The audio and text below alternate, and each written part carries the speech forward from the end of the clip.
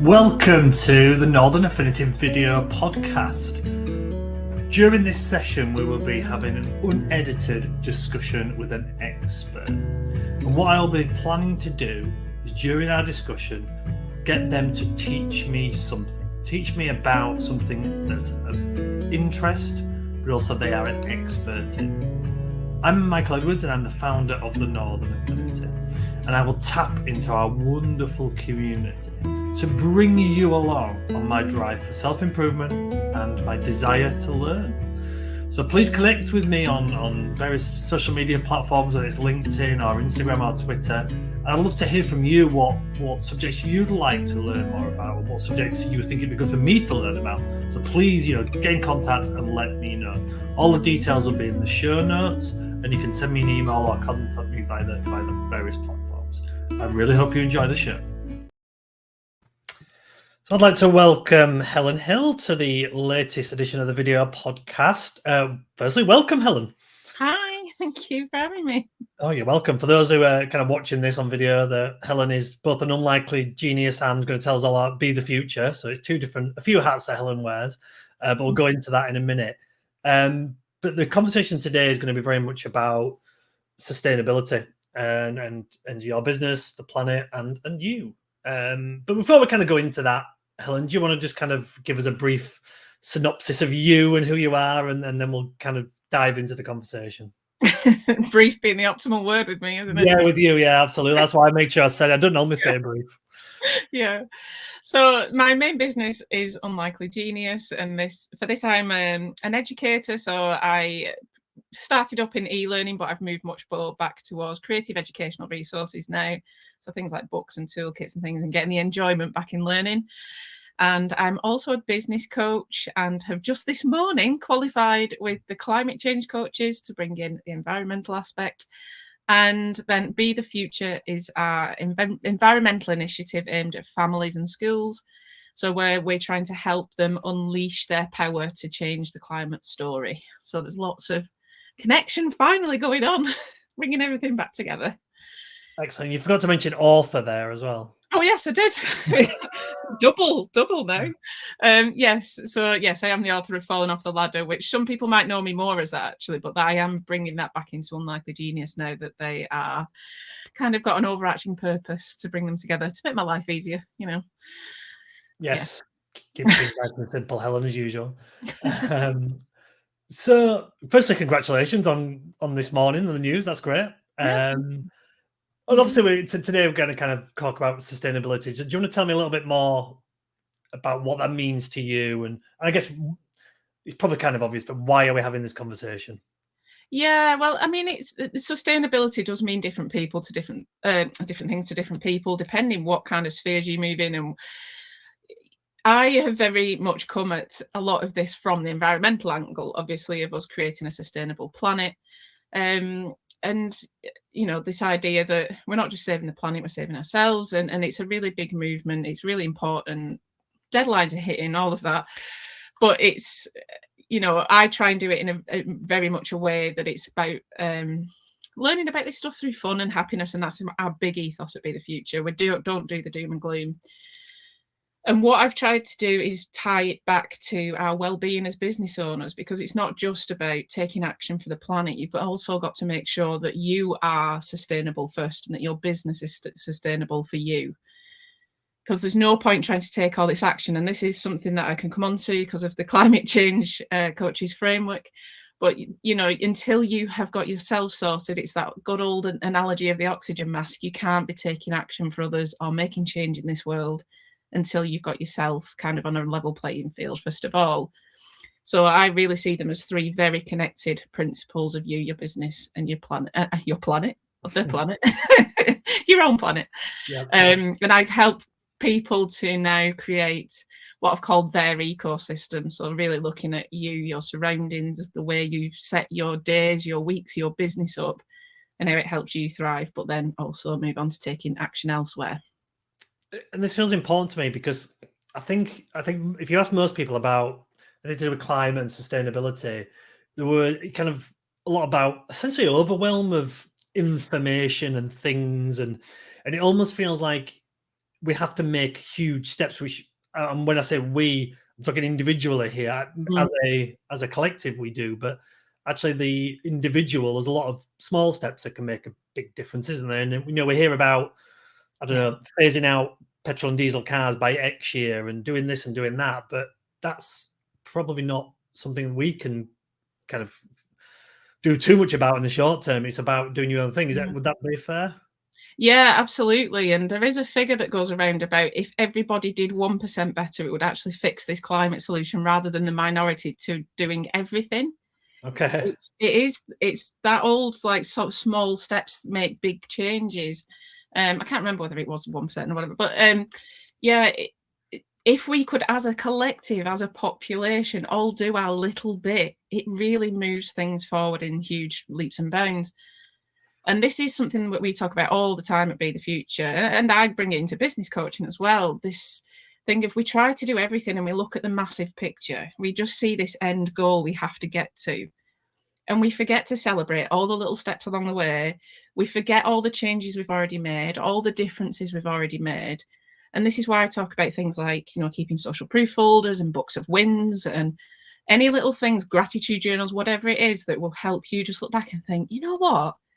I have done a lot, and realize that you are in a continual evolving step forward, even when you don't feel like it. And we can't do everything every day. We can't do everything at all.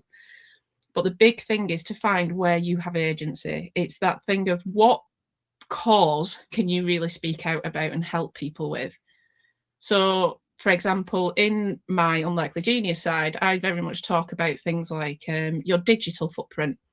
So the fact that as creatives, we have like 20 versions of every design file we create and things like that, because clients are always like, can we go back to version 1? Can we do this? But when you get to the end of a project, delete them all except the last one. You don't need them now. They weren't the one that was used.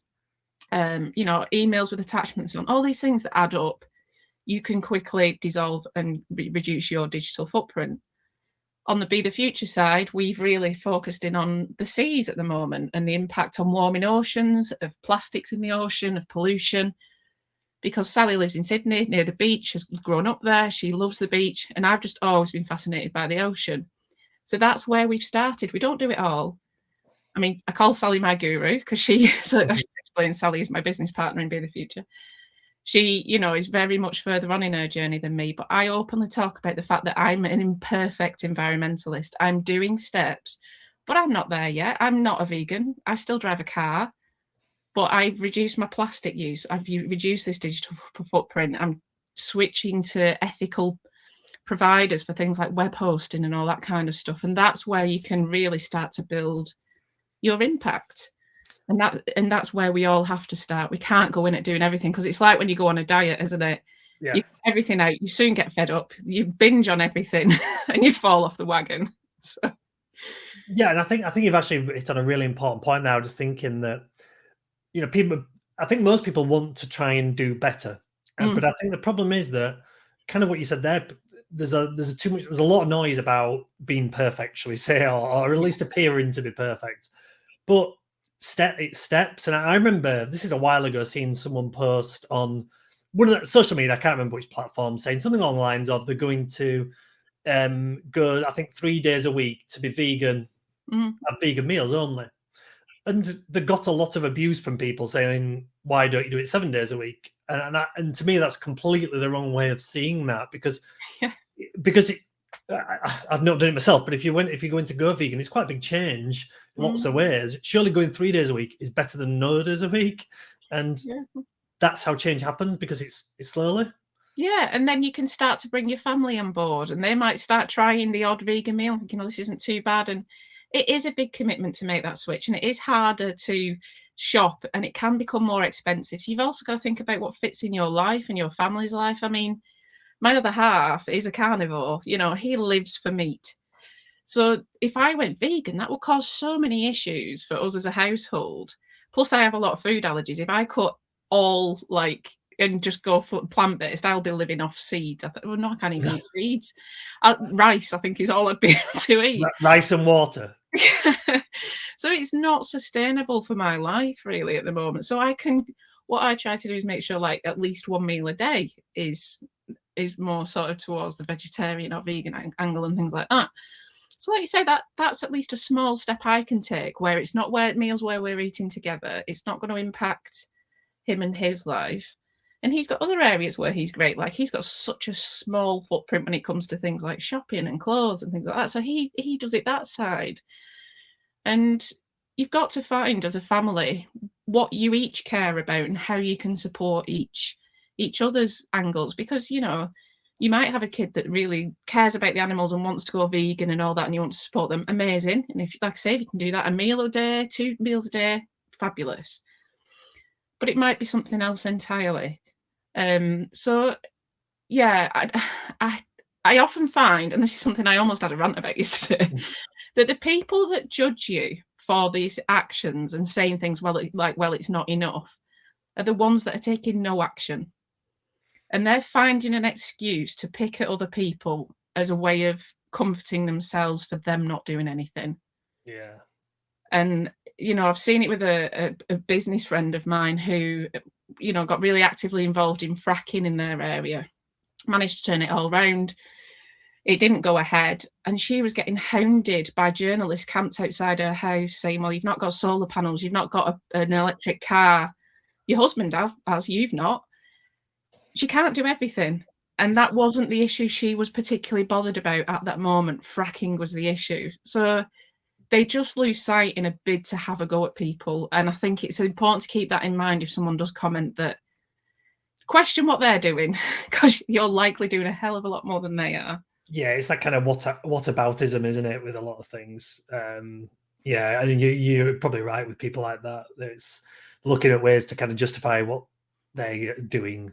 So let's kind of look at the you bit of it now, and we've talked there about, you know, little things. So what kind of little things? And you touched on email, and it's interesting you say that, because I once heard something interesting about email earlier. But what little things can we do? Can I do? Yeah, well, we're actually going to, so we've got someone working with us at Be the Future at the moment, where we're building a page on our website called Just Start, and it will be 10 different actions in different areas where you can make a difference, and these things can add up, and you can earn points and you can earn badges and things like that as well to get your kids involved. So all of our, you know, badges for yourself, because we all love them. But, you know, again, you don't have to look at all of them. If you looked at digital and just thought, right, out of these 15 actions, I could clear out all the photos on my phone, because who needs that picture of that beer you had in Crete in 2005 and all the rest of it? And we're all guilty of that, and me included. So clearing out photos, put your camera on a lower resolution setting, because none of us need a like 10,000 megapixel photo unless you're going to be printing it on your wall.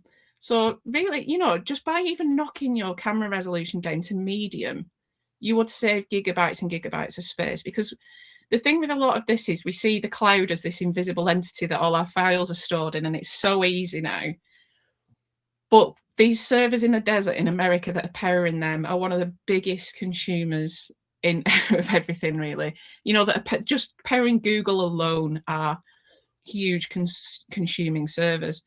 So anything like that, where, and like I say, instead of sending attachments on an email to a group of people where it then keeps getting forwarded as people reply and message forward it onto other people, just send a link from something like Dropbox where they have to download it, because then it's not getting fired to everybody in the conversation and only one person needed it. So it's little habits like that that were a game changer for me. And the more you talk about this, and this is where it comes in, the more you go online and say, I've just cleared like 3 gigabytes of space, other people go, oh, I've got 10 minutes. I could do that. And just from one post I did, someone picked up on it a while ago and went off with some of his business mates. And in a meeting, they deleted 250,000 emails between them, just from him going, oh, I think we should do that. And, you know, that is the power of just that one little action. And okay, in the grand scheme of what's sent every day, it might be just a tiny bit of the ocean. But like, if we all did that regularly and scheduled that in, that is a powerful thing, and it's change you're making. Even though you can't see it, it is making difference somewhere to some creature or other, you know. Yeah, and that's where education comes into it. Because Yeah. I think if you told most people, I don't think they'd know that. They didn't. Probably once you explained it, it does make sense. I remember when I heard it first, it made sense, but you just kind of don't think through that process too much, do you? When you Yeah. think about the obvious things about the cars or traveling Mhm. and heating our home, like the kind of the day-to-day stuff. But I mean, these are even more day-to-day, actually, aren't they? That Yeah. can make a huge difference. Yeah, absolutely. And this is where, you know, just having us kind of that step back to look at your lifestyle and just think, what could be having the biggest impact here for me and the way I live? Is it that you are a big consumer of products, that you shop all the time, that you get deliveries sent to your house every day? Slightly guilty on this one. Or, you know, and that's the area that I really need to cut back. Are you using, like I say, hosting for your companies that are investing in fossil fuels, or your pension fund, things like that? Are they investing in places that are really contributing to the decline of our planet, or, you know, creatures or animals and things? Are you working for clients that just don't align with your values even? Because that's going to be something where you start to feel disconnect with how you're talking about this and how you feel about taking action. You can start to feel like an imposter. And then it puts barriers up, and it creates that mental block of you doing anything more. So there's so many different ways of looking at sort of how you contribute and the impact you have, and it's just about knowing where to start. So like I said, this is why we are creating a resource about this, because it is the key thing I hear, that I'd love to do more, but I don't know where to start, is the first thing. And the second thing is, how do I talk to the kids about it without putting the fear of God in them? Is the Yeah, the other big one. Yeah. So they're the key things that I'm trying to kind of contribute to through the work I do. yeah. I'll tell you about a big change probably I've made over the last relatively recent time is around, I guess, clothing. Yeah. I think I've been naturally like this anyway, so it's not been a massive change for me. But anyway, but this, generally speaking, and this is obviously not accurate of everything. The more you pay for something, the better quality it gets, and the longer it Yeah. lasts. So I'm of the opinion I'd rather have, let's say 5 t-shirts that I Mm. wear for years and years and years and years because they're higher quality, but I paid a little bit more for them than buying 20 that I wear 10 times and then start to fall to pieces once Yeah. I've worn them. And I've been like that in some areas of my life, but less so in others. But I've purposefully changed that now. And I always use the example of I bought a pair of running trainers. I think it was 2007, but they were like top end of the Mm. price bracket at the time. And here we are in 2023, and they are still my gym trainers. Yeah. Probably not perfect for out running now because some of it's gone, but in terms of just going to the gym, they Yeah. are fine. And they are, I'll be honest, they look like they're basically new. And Yeah. that's one story I always kind of remember. And you can't do it with everything, obviously, and it's not always the case, but I think generally speaking, that's a big difference. Yeah, and even if you're done with those things and they have been worn, there are still organisations and people that can benefit from you passing them on. There's repair cafes that if your top is just got a little bit of a hole in it, someone will fix it for you. You don't even have to do it yourself. And the more you find out about those kind of things in your local area, you start to realise there's more and more out there for. You know, there's a company in Manchester who were at the Better Business Summit last week, and he's basically created a way of recycling plastics that were supposedly unrecyclable, and he breaks them down, turns them into other products so that they can be used again. And what he's actually started doing is using the plastic waste from the NHS, breaking that down and giving it them back in other products. Right. And that's an incredible cyclical model. And this is absolutely what we should be role modeling and practicing. And, you know, and it does absolutely break my heart, this consumerist nature now of like the kids that order like 30 outfits off things like Pretty Little Thing, wear them with the tag still on to go out, send it back, and or just for their Instagram profile. They were posing them for a series of pictures just to post. And I just think, oh, how have we come to this? That's what they care about instead of, it's a slightly different rant, but Yeah. it's, yeah, you've got to just be aware of like those things that are around you as well that we don't often know about unless you're already in that circle. And one thing they talked about at that summit actually was how to get out of your echo chamber, because quite often we're talking to other people who already care and who are already taking action.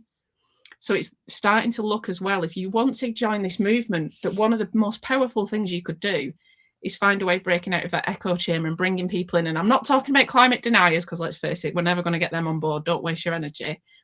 But those people that are, I'd love to do more, but what do I do? How do I do it? I just have no idea. They're the people that you can help along by role modeling, by talking to them, by asking them what they care about, asking them what the future is they want to see, and really kind of having an explore together of, even if you don't know the answers, just saying, well, let's look at it together. Let's go for a brew and Google some stuff. Let's go and have a chat about what you'd love to do, and just bring them in and make them feel supported, because that's the biggest thing for all of us, I think. No, absolutely. That, like, because going back to those little changes and, like I said, showing people how to do it. Let's say most people, I think, do want to do something. They just, like I said, don't know where to start. But kind of moving on a little bit to business. Now, obviously, there is a definite overlap with these things. There's no doubt about it. Now, I think one of the biggest areas, in my opinion, around business is probably to do with travel, actually. I know it's something I'm aware of with the Northern Affinity. We hold events, by definition, people are traveling. And it's something I've been aware of. So one of the things I've been tried to do is the vast majority of our events are now city centre based, because generally speaking, public transport is easier to use to get to those locations. When I first started Northern Affinity, actually the model was we had events outside cities, so it was easier for people to get there by car. I openly, the environment thing hadn't really crossed my mind, but it's definitely changed, and that's what the change will be. So that's one thing for me. Now, I can't decide if someone's going to drive or get the train to the event we've got tomorrow in Liverpool. I can't decide that. That's up to them. But what I can do is put on make it somewhere that gives them that option. Does that make sense? Yeah, absolutely. And it was something that cropped up actually for that summit, because they said to us, like, please take public transport to get here when you can. I know some people can't, but please do. We all booked train tickets, and then there was a train strike. And then it snowed as well. So I got to the station thinking, well, there's like one train I can get to Manchester. Didn't run, and they said trains are cancelled all day. So we had to jump in the car and drive over.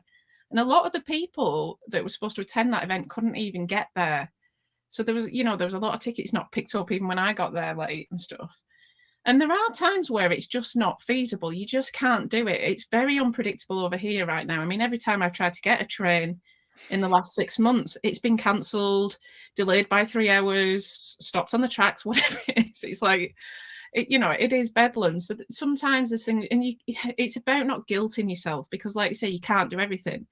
So, you've got to weigh up that thing that these events in a city centre, or even out of, that people are driving to, are actually really important right now, because of the last 3 years we've had as well, that they're bringing people back together in person.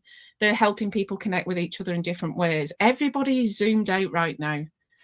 Everybody is, getting a bit like, oh, another one, you're on mute. How many times have we all been told that in the last 3 years?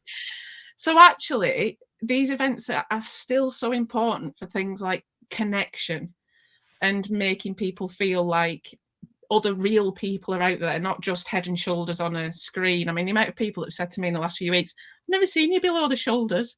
And that's because, like, they're just people that have finally, after years, met in person. So you've got to weigh up that benefit as well. And if you're really bothered about these things, there are things you can do to offset it. So there are schemes that you can sign up to, and you tell them how many miles you've done in your car and on an airplane and things per year, and they will offset it with either tree planting or other schemes and on all kinds of stuff.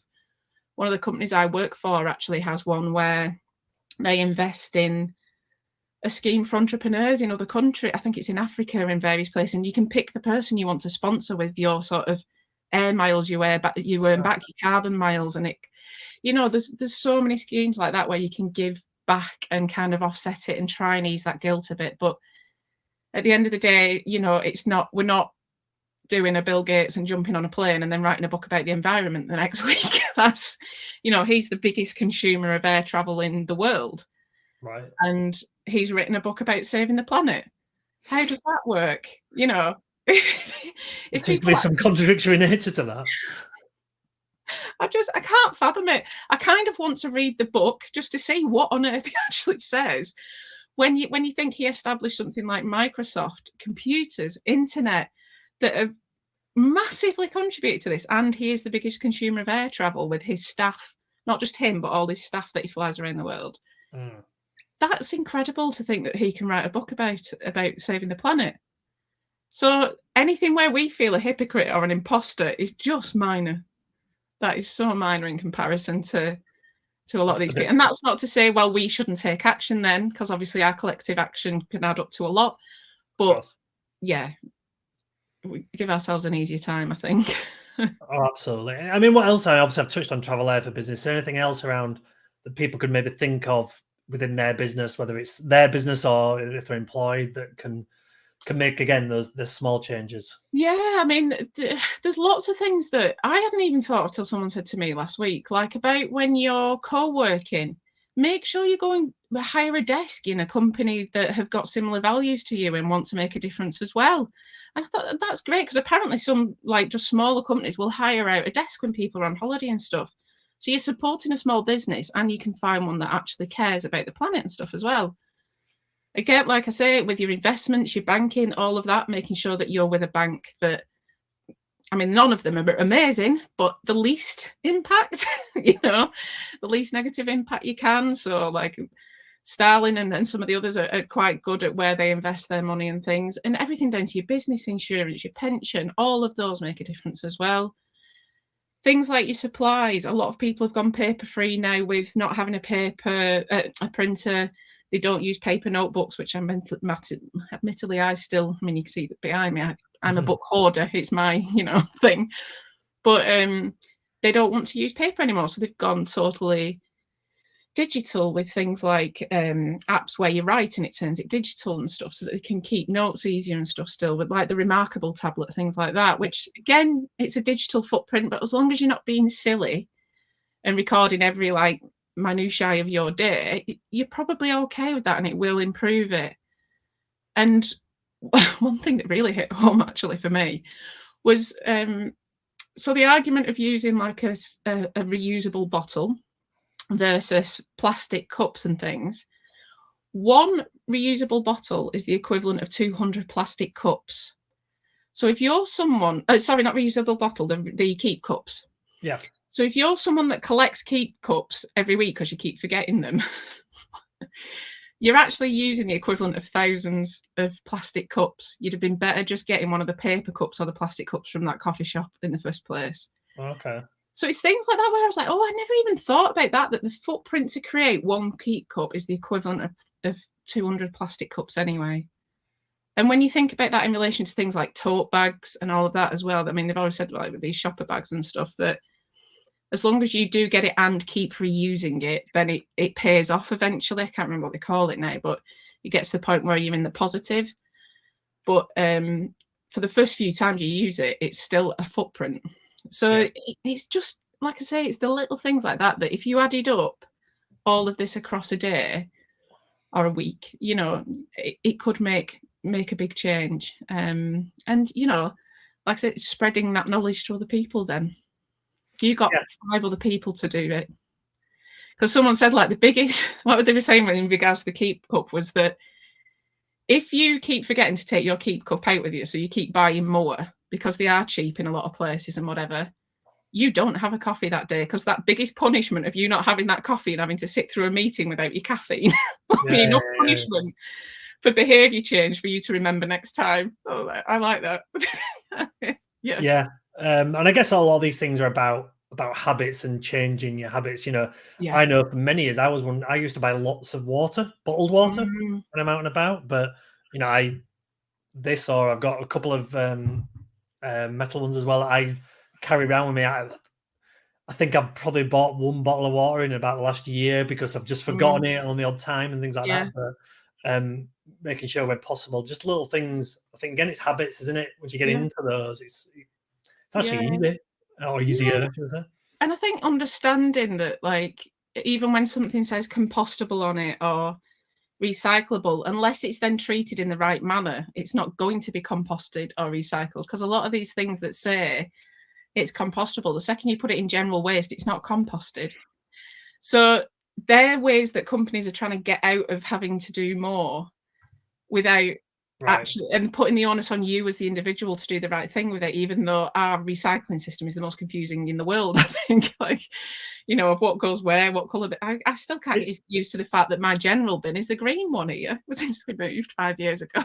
well, I believe I was about to say inconsistent as well. Yeah, Like in my house, we've got a black bin for general waste and a green bin for recyclable. And I live in Leeds. My parents are just down the road in Wakefield, and they have like 4 different bins and glass yeah, and various other things, and we don't have that. And it's like I never if ever I'm there, I don't know which ones are right ones to put things in because it's no, different to what we have and what bits I can put in the recycle. It's just there's no uniformity, is there? no. And when you think, when you're out and about in a city centre, it's actually still rare that you get these separated bins of like bottles, cups, Mm, whatever. And then it's, getting people to do it right. Some people, I think, prey on just like, oh yes, I'll put the wrong thing in each one. But the second something wrong is in a bin, that whole bin gets scrapped. So if you put something in your recycling bin that's not supposed to be in there, that whole bit and anything else on the belt with it will get scrapped and just put as landfill instead.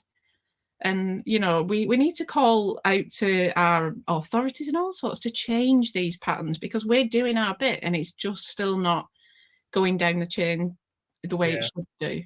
Just make it Um, make it simpler, and I think it's like anything in life, yeah. isn't it? For your business, if you one of your things you want to make it as easy as possible to people from back to buy from you. It's a Mm, similar kind of idea with this. You want to make it as easy and as simple for people as possible because yeah, that's how you get it done. yeah, absolutely. And don't be afraid to lobby people about it. If you see companies doing things or councils that they could be doing better, they're not going to change it unless enough people put their voice to it. No, So yeah, we do need to speak up and unfortunately keep pressing them to do the right thing.